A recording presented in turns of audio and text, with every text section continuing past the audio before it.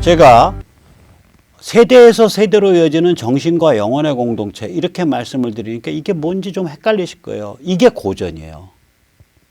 고전을 읽을 때 희열을 느끼는 경우가 있어요. 예를 들어서 저 같은 호모의 일리아드를 읽다가 희열을 느끼거든요. 그런 고전들이 몇 개 있다고요. 그때는 마치 호모가 제 친구로 제 옆에 있는 것 같아요. 저 행복한 사람이죠. 그런 기쁨을 아니까. 불행하게도 우리 사회는 그런 기쁨 아는 사람이 참 드물어요.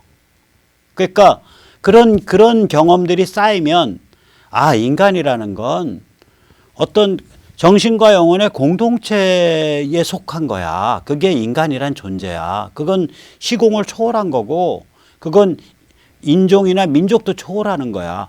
이런 개념 있잖아요. 이게 자유민주공화주의의 기초 중에 기초예요. 그러니까 이게 자 보세요. 이런 서양은요. 서유럽과 미국은 프로테스탄티즘 공동체가 있었죠. 거기는. 그러니까 프로테스탄트 공동체라는 건 지금도 우리 사회도 있어요. 근데 우리 사회의 프로테스탄티즘 공동체는 개별 교회로 끝나요. 지역사회는 사회정치적 결정은 하나도 못한다고요. 미국 같으면요. 교회에서 그 지역사회의 대소사가 결정됐다고요. 제가 말하는 프로테스탄티즘 공동체는 교회 공동체가 아니라 지역사회를 이끄는 교회 공동체를 얘기하는 거예요. 교회 안에 갇혀진 교회 공동체가 아니라 교회 안에 갇혀진 교회 다니는 사람 말로 해서는 전 교회 안 다닙니다만은 개교주의, 개별 교회를 으뜸으로 여기는 그것만 아는 눈이 내가 다니는 교회만 이렇게 딱 고정돼 있는 터널 비전인 이런 개교주의에 빠져 있는 게 아니라 미국 같으면은 교회가 공동체의 대소사를 결정하고 공동체를 이끌어준다고요. 지역사회 공동체를. 그 전통이 있어요. 그러지 않았으면 이민자 사회가 성립을 못했으니까. 그럼 우리 사회는 그런 프로테스탄티즘이 지역사회를 이끄는 리더십을 발휘하는 전통도 없고 또한 우리 사회는 고전의 바다 역시 약하죠. 우리 고전 제대로 번역도 안 돼 있고 번역본을 봐도 이게 워낙에 문화적 배경이 다르니까 그러니까 유럽 지중해 문화도 잘 모르고 기독교 문화도 잘 모르고 이러니까 이 문맥을 놓친다고요. 그러니까 우리는 고전의 바다로부터 단절돼 있어요. 그러니까 우리는 기본적으로 이 정신과 영혼의 공동체를 경험할 수 있는 기저가 약해요. 그게 한국 보수주의의 큰 문제 중에 하나예요.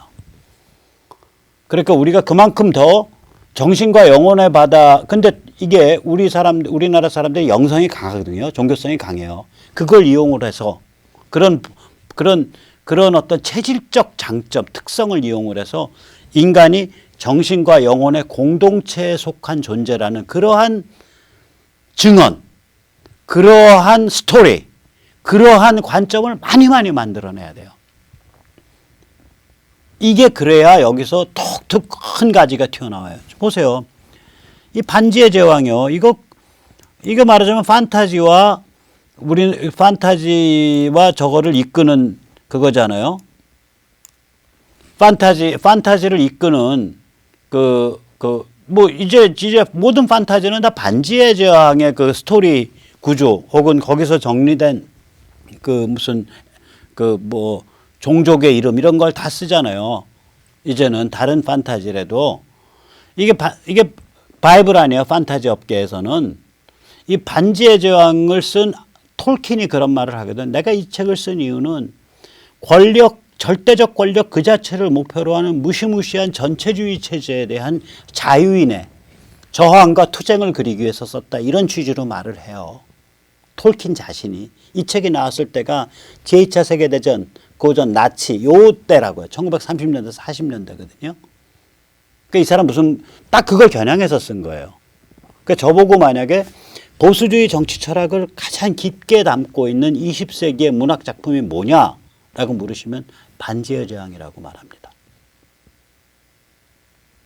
그거를 여기 백엔드라는 그 약간 게으르고 편안하고 그 느긋하게 사는 생활인들로 단순 소박 우직한 생활인들로 사는 사람들이 위기가 닥쳤을 때 그 무시무시한 사루만이라는 절대 권력을 추구하는 악의 세력이 닥쳤을 때 목숨을 내놓고 네트워크를 짜서 용감하게 투쟁해서 결국 걔들을 물리치는구나. 이 약한 사람들이 약한 듯 보이는 사람들이 실제로는 강한 존재구나. 이런 얘기를 그리고 있잖아요. 이게 나치즘이나 스탈린 공산주의 같이 겉으로 보면 엄청 강하죠. 아까 제가 그 사진 잘 설명 안 드렸는데 이런 사진이요. 이게 나치의 1934년 집회 사진이거든요. 쫙 해서 히틀러 하고 그냥 천지가 떠나가게 소리를 지르고 질서정연하게 움직이고 이게 사루만 사우론의 군대잖아요.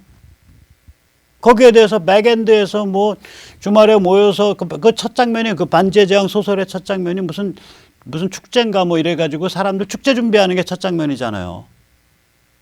그냥 일반 소박한 순진한 생활인들이에요. 이 사람들이 딱 각성을 해서 네트워크를 딱 짜서 이걸 무찌른단 말이에요. 반지의 제왕 그 스토리거든.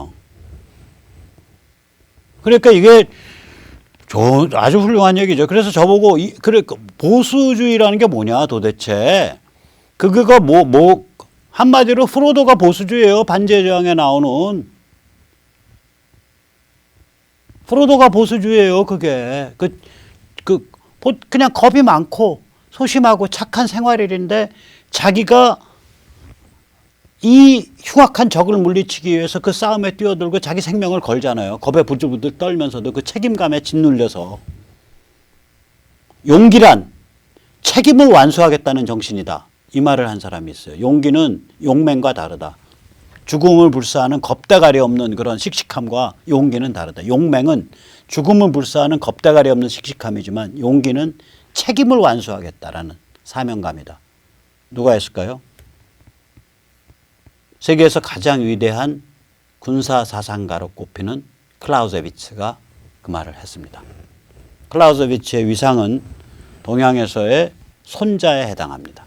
서양에서의 클라우제비츠의 위상은. 보면 여기 반지의 제왕의 프로도 보면 완전히 책임에 대한 충성이잖아요. 그 책임에 대한 책임감이라고요. 그게 공화정신이에요. 자유민주 시민의 공화정신이 그거라고요. 프로도의 그 파이팅이라고요. 그러니까 김무성 씨 오늘 가셔서 가능하면 반지의 제왕을 책으로 읽으시고 가능하면 영어책으로 읽으시고 그게 안 되면 그 실력이 안 된다. 그러면 제발 그 케이블 TV에서 여러 번 사셔서 한 5번만 보세요. 그러면서 프로도가 바로 자유민주 공화정신의 화신이다.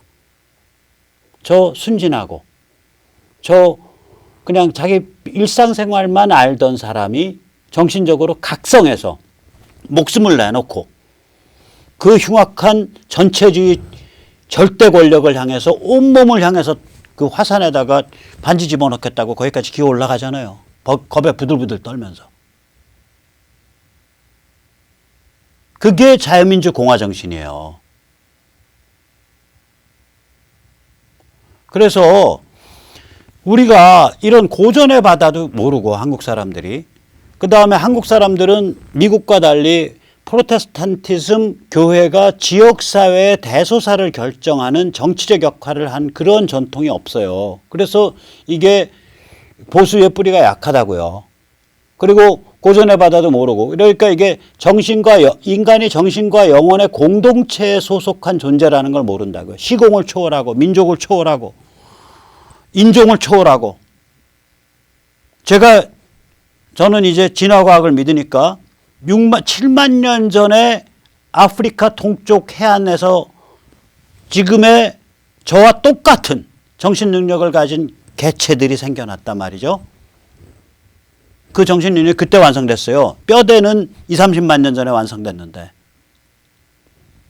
제가 그 사람들로부터 이어지는 그 정신과 영혼의 공동체에 속한 멤버이며 앞으로 수십만 년, 수백만 년 이어질 대대손손 이어질 인류의 정신과 영혼의 공동체에 속하는 멤버라는 그 정신, 그게 바로 보수주의의 핵심 정신이고 그게 바로 자유민주공화주의의 기초입니다.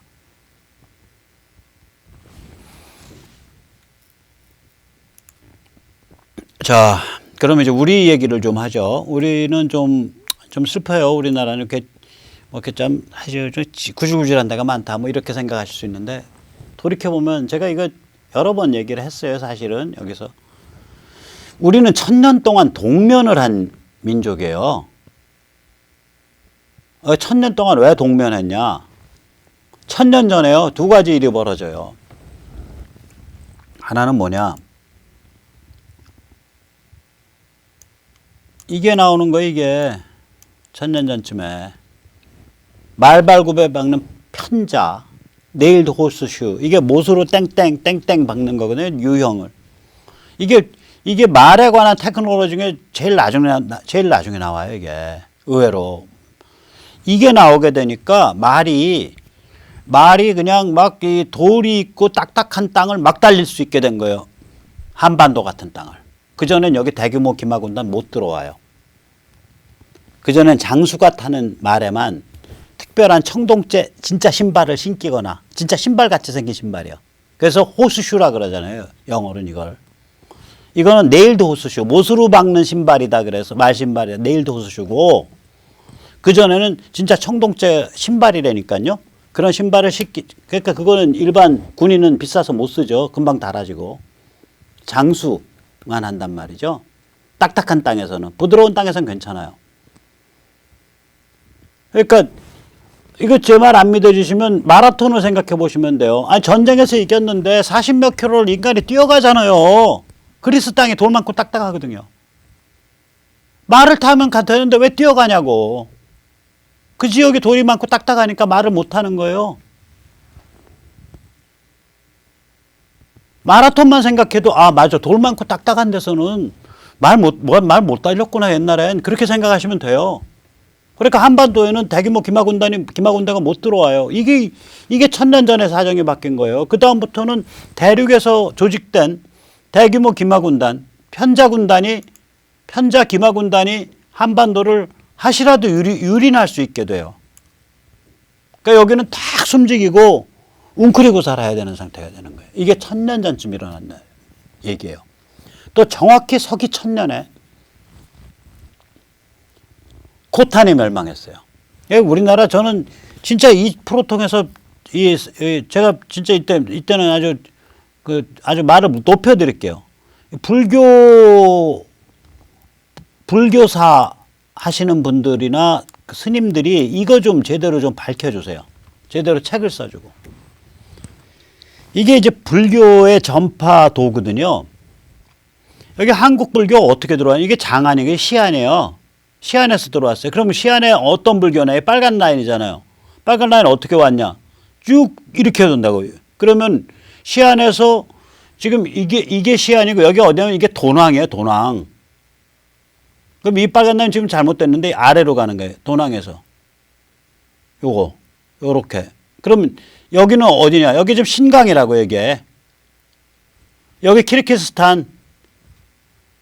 여기는 지금 저기 카자흐스탄, 우즈베키스탄 남쪽. 그다음 여기는 어디냐? 지금 우리처럼 파키스탄이에요. 아니 아프가니스탄. 여기 어디냐? 파키스탄이에요. 파키스탄 북부. 다시 말하자면 우리 불교는요. 이쪽에서 들어왔단 말이에요. 그래서 신라승들이 전부 장안에서 시안에서 유학을 했잖아요. 그런데 여기가요, 한 2300년 전에서부터 한 2000여 년 전까지 여기가 그리스가 정복했던 데예요. 알렉산더군의 극동군이. 그래서 여기 극동 알렉산드리아도 있어요. 그러니까 간다라 양식이라고 불리는 헬레니즘이 불교랑 결합을 한다고요. 그게 그레코 부디즘이에요. 그리스 불교. 우리 불교는요, 여기서 들어왔으니까 당연히 그리스 불교죠. 이 그리스 불교가 이게 이제 어디냐면 이게 타클라마칸 사막 남쪽에 그 오아시스 도시들이 있거든요. 오아시스 도시 벨트에서 화엄 사상을 만들어내요. 그러니까 그러니까 대승화엄은 그리스 불교란 말이에요. 그레코 부디즘이라 그래요, 영어로는. 아니 이걸 동국대학교 같은 불교 가르치는 데서 얘기를 해줘야 되고 스님들이 공부해서 얘기해줘야 되는 거 아니에요. 화엄에 어떻게 그리스 사상, 그리스 철학에 녹아있는지 밝혀주고 뭐 하시냐고. 그 훌륭한 절에서 그 훌륭한 수행생활 하시면서. 이러니까 우리가 전부 고전으로부터 분리된 거예요. 그러니까 우리 사회에 보존되어 있는 불교의 뿌리를 파면요, 한쪽은 그리스 철학까지 나와요. 이게 그리스 불교니까. 그럼 다시 말씀드릴게요. 이 그리스 불교가 그 다음엔 사산 왕조 때 크게 발전해요. 사산은 그리스인들은 아니고 그리스인들이랑 섞인 페르시아 계통이에요. 그 사산 왕조 때 크게 발전을 했다가 그게 3세기쯤인가 훈족 중에 얼굴이 하얀 백인 훈족들이 있어요. 화이트 훈들이. 그 훈들이 이 통로를 뚫어버린 거예요. 그 훈들이 이제 이 통로를 뚫었다고요. 그러니까 그 훈과 그 다음에 월시족, 유해지. 이 유해지가 이 통로를 뚫어서 그게 이제 그냥 저기 어디까지 도난까지 밀고 들어온다고요. 그 핵심 성지는 어디냐? 의외로 오아시스 벨트예요. 그 타클라마칸 사막 아래. 핵심 도시 국가 어디냐? 코탄이에요. 한자로 어떻게 쓰냐? 화전이에요. 저는 서울 수색 옆에 화전이 그 코탄을 기려서 만든 지명이라고 생각을 해요. 그 화전이 이름이 같아요. 밭전자고 평화할 때 화자예요. 이 코탄이요. 서기 1000년경쯤 되면요. 서기 한 800년 전부터 이 지역에 이슬람에 정복당하기 시작하거든요. 그래서 드디어는 이 불교의 성지 중의 성지인 실크로드에 있는 불교 도시 국가들이 다 망가져요. 코탄 작살나죠. 그게 서기 1000년에 일어나요. 그때 남긴 이슬람 정복군이 남긴 시를 보면 흉악하게 짝이 없어요. 부처라 불리는 개새끼 석상이 있길래 쳐갖고 대가리를 떨어뜨린 다음에 그 석상에 올라타고 앉아서 똥을 쌌더니 시원하더라. 이런 걸 시로 남겼어요. 이슬람 정복군들이. 그러면 자 보세요. 중국 사람들은 그렇게 종교적인 사람들이 아니잖아요. 전에 제가 세뇌 탈출에서 말씀드렸지만 보세요. 아니 사람 장사 지날 때 염라대왕한테 갈 때 그 졸개들 매수하라고 위조 지폐를 만들어서 태워주잖아. 그 정도로 물질주의적인 사람들이에요. 중국 사람들은. 물질주의적이라고요. 굉장히. 일본은 종교가 또 그게 뭐 불교도 그렇고 뭐 다른 것도 그렇고 전부 신토. 천황을 섬기는 천황을 최고 제관으로 섬기는 신토 밑에 복속하잖아요. 그런 면에서 일본도 종교적이질 않다고요. 한국만 한중일 중에 한국이 제일 종교성이 강해요. 영성이 강해요. 여기 사람들이. 저는 그래서 길거리 다니면서 무당 점집을 보고도 그렇게 뭐 함부로 비판을 안 해요. 왜 그러면 그게 영성의 한 표현 형태거든요. 옳던 그러던 간에. 옳던 그러던 간에 혹은 제가 좋아하든 좋아하지 않든 간에 영성의 한 표현 형태라는 건 제가 인정을 한단 말이죠. 그러니까 여기가 영성이 강한 민족이에요. 이 영혼에 대한 그 느낌이 강한 민족이에요. 여기가. 그러니까 여기로 이 대승화엄불교, 그 뿌리는 그리스 불교가 들어와 가지고 꽃을 피웠어요. 그런데 문제가 뭐냐? 아까 말씀드렸듯이 1000년 전에 이제 마지막 그 그리스 불교, 대승화엄불교의 마지막 근거지인 타클라마칸 사막의 오아시스 도시 국가들까지 다 파괴됐다고요. 이슬람 정복군에 의해서. 그러니까 여기만 뿌리 없이 여기만 하나 딸랑 고립돼 버리죠. 어떤 사상적, 종교적 흐름에서 원천의 뿌리로부터 끊긴다는 건 굉장히 불행한 일이에요. 하나의 민족이. 숲도 나무가 여러 그루가 있어야 숲이 되잖아요. 그러니까 여기만 하나 딸랑 끊겨버리는 거예요. 그런 일이 발생했다고요. 1000년 전에. 그 다음에 1000년 전쯤에 편자제국의 한반도 유린이 시작된 거죠. 거란, 그 다음에 몽고. 그다음부터 꼼짝도 못하죠. 김하군데 수십만 필이 밀고 들어오는데 어떻게 해봐요. 그러니까 이제 어떻게 해야 돼요? 안으로 웅크러들여서 이제 웅크리고서 동면에 들어가야 되는 거예요. 스스로 정신을 마비시키고 성리학 탈레반 중얼중얼 주문처럼 외고 성은 리고 리는 성이고 성은 리고 리는 성이고 이게 성리학 아니에요. 아니 공명이 언제 우주 이치를 얘기했냐고요. 성리학은 제가 뭐 공명도 아니에요. 이건 종교예요. 그냥 공명은 종교를 얘기한 적이 없어요.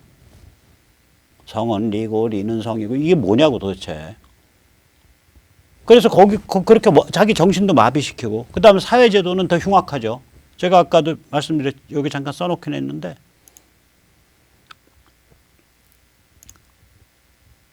아니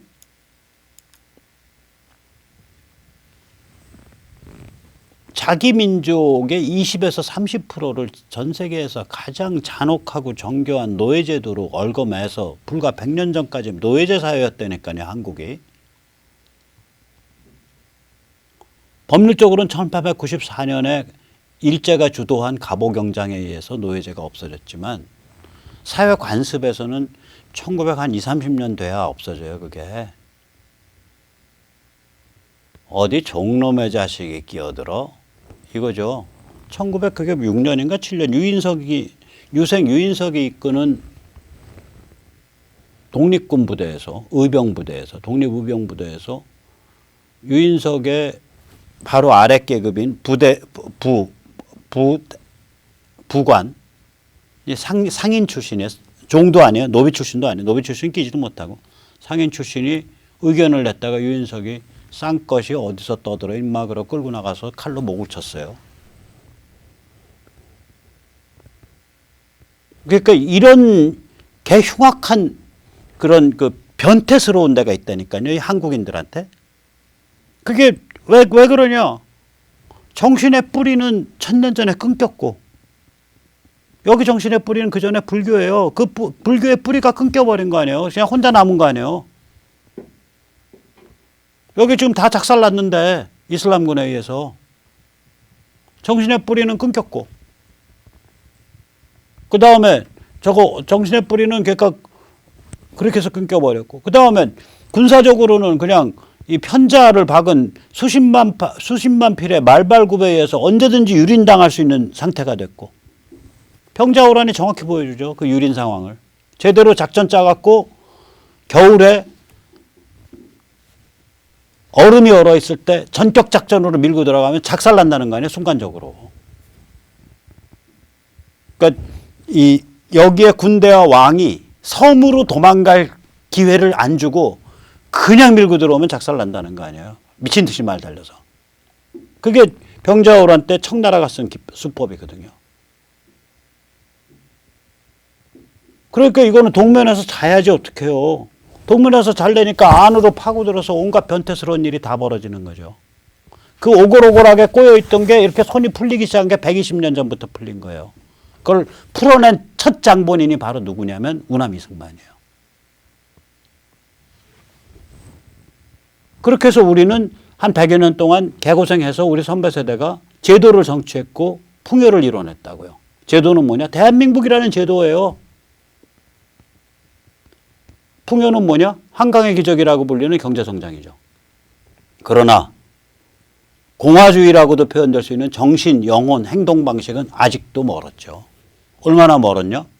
그 제도를 디자인하고 이끌고 만들어 온 그 지도자인 우남을 개취급하고 있잖아요. 그러니까 얼마나 쌍스러운 놈들이에요.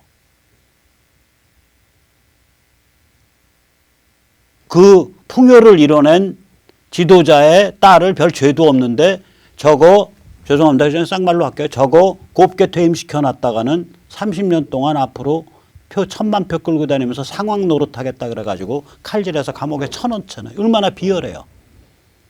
정신과 영혼과 행동 방식은 아직도 멀은 거예요. 이제 시작해야 돼요. 자, 그래서 우리가 그러나 이제 찬스가 왔어요. 이게 문재인 정부, 문재인 집단 혹은 뭐 깡통 진보라고 말할 수 있고 뭐 마음대로 부르세요. 저게 표현된. 아무튼 그들이라고 말하자고요. 그들의 골든타임이 지났어요. 그들의 골든타임은 문재인 당선 직후인 2017년 6월부터 올해 한 5월까지였어요. 지금은요. 첫째, 그들의 속내가 모두 폭로되어 있다고요. 그러니까 친중 반미 코리아 연방을 만들려고 하는 사람들이구나. 이 사람들이. 그게 이제 국내 국외에 다 알려졌어요. 웬만한 사람까지 다 아는 거야. 아, 이거 문재인 정부, 이거 친중 반미 코리아 연방 만들려는 애들. 좀 그러네. 이게 이제 상식이에요. 거기다가 이제 중국도 이제 중앙정부는 꽁꽁 감춰두고 비밀로 했는데 윤영성 정부가 잘못해갖고 이번에 랴오닝 정부가 잘못해서 폭로됐잖아요. 중국의 1대1로에 평양, 서울, 부산이 포함되어 있는 거예요. 그러니까 중국 영향권에 넣겠다는 거죠. 한반도를. 그리고 서해를 중국의 내해로 만들겠다는 거죠. 서해 전체를. 그게 이제 다 폭로됐다고요. 그 다음에 두 번째, 미국의 조야가 공화민주 가릴 것 없이 강경으로 굳어져 가고 있어요. 자, CNN이면은 전형적인 민주당 PC 좌파 계열이잖아요. 거기에 글 쓴 사람이 사만사 비노그라드예요. 바노그라드. 자, 그러면 바노그라드라는 성 자체는 이건 뭐냐? 이거는 전형적인 유대인 성이에요. 몇 명 안 돼, 이거. 이거 저기 우크라이나에 있는 바노그라드라는 지역에서 나온 유대인들이에요. 그러면 유태인 PC 좌파가 PC 좌파 미디어인 CNN에 쓴 글이에요. 글 한번 보세요. 문재인이 현상에 만족하고 있다라고 트럼프는, 이때 유는 트럼프를 가리켜요. 이 글에서는 트럼프는 생각해야 마땅하다. 그 현상은 어떤 현상이냐? 김정은이가 한편으로는 사업 기회를 가로채고 다른 한편으로는 통일 담화를 짓거리면서 핵무기를 전 세계에 퍼뜨리는 이러한 현상에 문재인이 그거 오케이 라고 생각하고 있다라고 트럼프는 현실을 똑똑히 파악해야 된다. 평화하지 말고 전쟁해라. 그 여자 문구 그대로입니다. 오늘자 CNN. 읽어드릴게요. You should assume that Moon is okay with the status quo in which Kim keeps proliferating nuclear weapons alongside business opportunities and talks of reunification. Make war, not peace. 이 정도까지 나와 있다고요, 지금. 세 번째, 문재인의 차베스식 경제정책 실패로 인해서 민심 위반이 가속되고 있어요. 지금 6주째, 7주째 계속 내려가고 있잖아요. 이거 계속 내려가요, 앞으로. 네 번째, 이번 11월 6일 날 미국 중간선거에서 트럼프 공화당 진영이 밀리지 않을 거예요. 선전할 거라고요. 그렇게 예측되고 있다고요. 이 모든 건 뭐를 뜻하냐. 결국은 친중 반미 코리아 연방이냐 아니면 미국이 북한을 접수 평정해서 자유민주주의와 세계시장으로 이행시켜서 북한의 자유민주 노스코리아가 들어오고 그래서 자유민주 사우스코리아와 자유민주 노스코리아 사이에 자유민주 국가연합이 되냐. 그 둘 사이에 거대한 결판이 지어질 날이 오고 있는 거예요. 적은 친중 반미 코리아 연방을 추진하는 세력이에요. 자, 김무성 씨, 당신한테 묻는 거예요. 당신 친중 반미 코리아 연방을 지지해? 아니면 자유민주 국가연합을 지지해? 만약에 자유민주 국가연합이 우리 공화국의 미래고 당신이 말하는 공화주의의 본질이라면 당연히 지금부터 오늘부터 미국에 의한 평양 붕괴와 북한 접수 평정이 진행되고 있다는 진실을 당신 목청이 터지도록 떠들라고. 그러면 당신이 말하는 공화라는 두 글자가 개노가리가 아니라고 인정해 드릴 수 있어요. 자유민주 국가연합의 비전 없이 미국에 의한 평양 붕괴와 북한 접수 평정이라는 비전 없이 그리고 그거에 걸맞는 박근혜 대통령에 대한 최소한의 공정한 대우에 대한 노력 없이 공화라는 두 글자를 입에 다루면 공화를 모욕하는 거예요. 그런 짓 하지 마세요. 공화주의자로서 말씀드리는 거예요. 저 자유민주 공화주의자로서 말씀드리는 거라고요. 자, 오늘 여기까지 말씀을 드리고요. 이제 뭐 내일이면 이제 우리 문재인 대통령이 평양에 가서 또 우리 김정은 위원장과 함께 굉장히 진한 블루스를 땡기신다고 합니다. 이번 주에는 이제 화, 수, 목, 금 앞으로 세뇌 탈출이 나흘 정도 남아 있는데 최소한 2번 정도는 앞으로 평양 정상회담에 대한 평을 좀 올리겠습니다. 자, 그럼 오늘 여기까지 모시겠습니다. 감사합니다.